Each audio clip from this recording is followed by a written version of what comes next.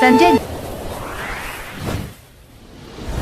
तोहर सखी चुपचाप लेनी रखी बीच में खिसी एको ना पूछले बारू हो ग्रीटिंग कार्ड कौन लाजे भेजले बारू हो ग्रीटिंग कार्ड कौन लाजे भेजले बारू हो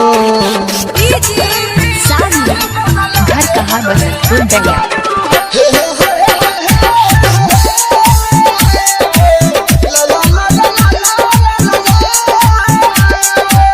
बजरंग रिकॉर्डिंग स्टूडियो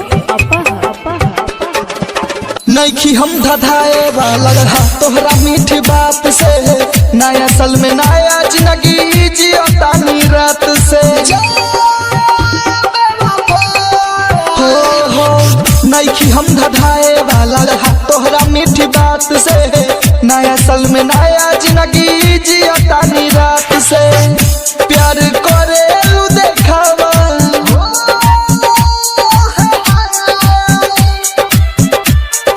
करेलू देखावा हमके बुझाता रुकावा मांग में से नूर दूसरे के भरले बारू हो ग्रीटिंग कार्ड कौन लाजे भेजले बारू हो ग्रीटिंग कार्ड कौन लाजे भेजले बारू।